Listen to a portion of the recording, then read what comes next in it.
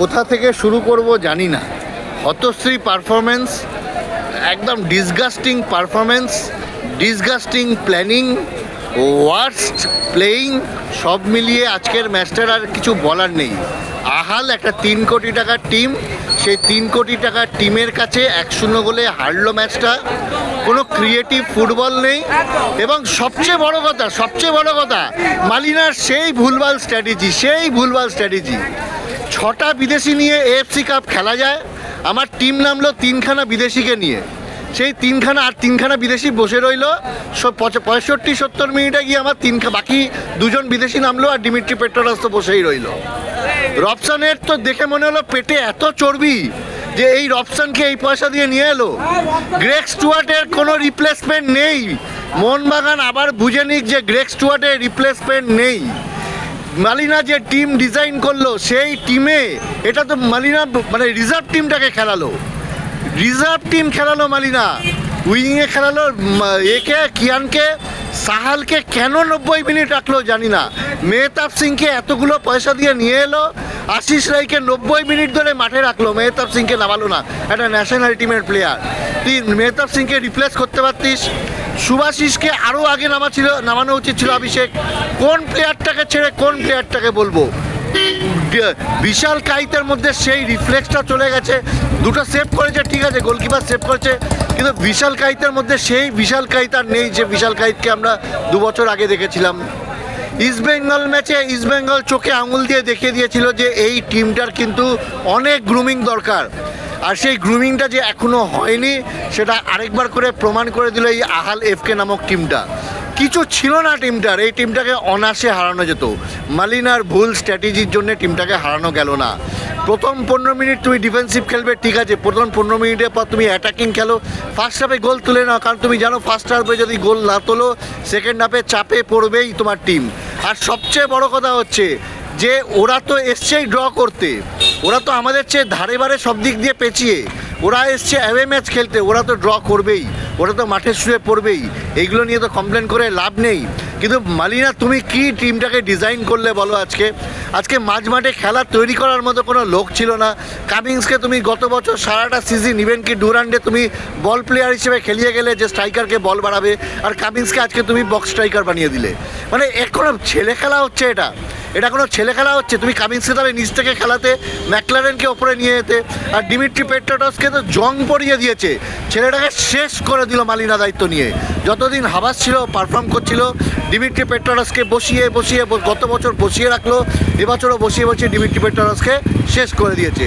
ইস্টবেঙ্গল দর্শক তোমাদেরকে বলছি ভাই, তোমরা আওয়াজ দাও, তোমরা প্রচুর আওয়াজ খেয়েছো গত 2 বছর, এবার তোমাদের আওয়াজ দেওয়ার সময় হয়েছে। তোমরা আওয়াজ দাও মোহনবাগান টিমকে আর এই মালিনাকে, কারণ এই মালিনার ভুলভাল স্ট্র্যাটেজি যতদিন থাকবে মোহনবাগান টিমের কিন্তু উন্নতি হবে না।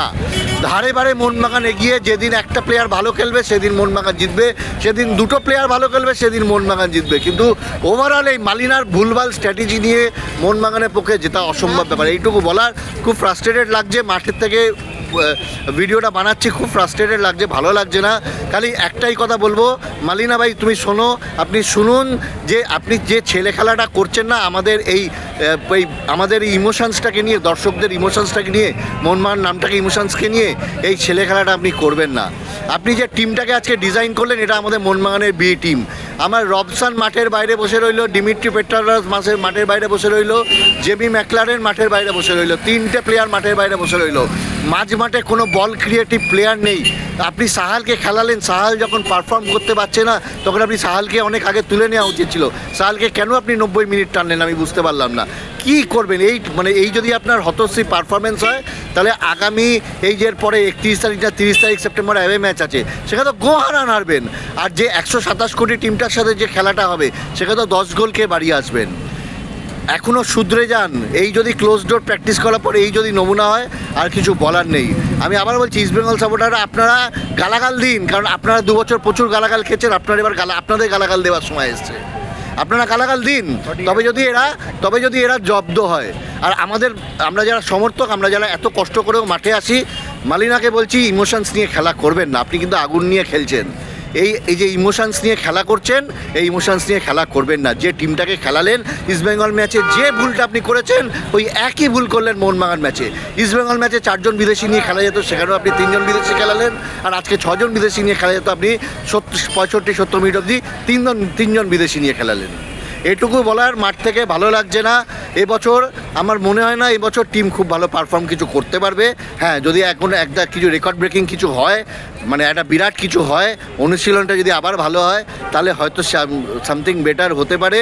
তবে মালিনার এই স্ট্র্যাটেজি দিয়ে, এত ডিফেন্সিভ স্ট্র্যাটেজি দিয়ে কিন্তু হবে না, এই টিম পারফর্ম করবে না। তার কারণ হচ্ছে মালিনার ডিফেন্সিভ স্ট্র্যাটেজি চলবে না। আইএসএলে চলতে পারে, আপনি একটা ম্যাচে ভালো করে দিলেন, কিন্তু ইন্টারন্যাশনাল ফুটবলে আপনার এই স্ট্র্যাটেজি দিয়ে কারোর খেলবার ইচ্ছে ছিল না। অভিষেক সিংকে নেওয়া হলো, অভিষেক সিং সুপার ফ্লপ, আশিস রায় সুপার ফ্লপ,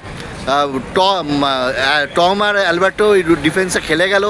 ওরা তো কাউন্টার অ্যাটাক করবে। আমার যে ভিডিওটা আপনারা যদি আগের দিন দেখে থাকেন তাহলে দেখবেন, আমি ওদের স্ট্র্যাটেজি বলে দিয়েছিলাম যে ওরা কাউন্টার অ্যাটাকে খেলে উইং দিয়ে ওঠে গোল করে, ওভারল্যাপ করে গিয়ে গোল করে। আমার ভিডিওটা আগের ভিডিওটা দেখে নেবেন। এটুকুই বলার।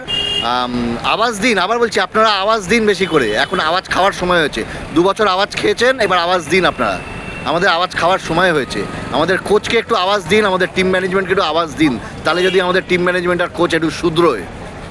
এটুকুই বলার। জয় মোহনবাগান।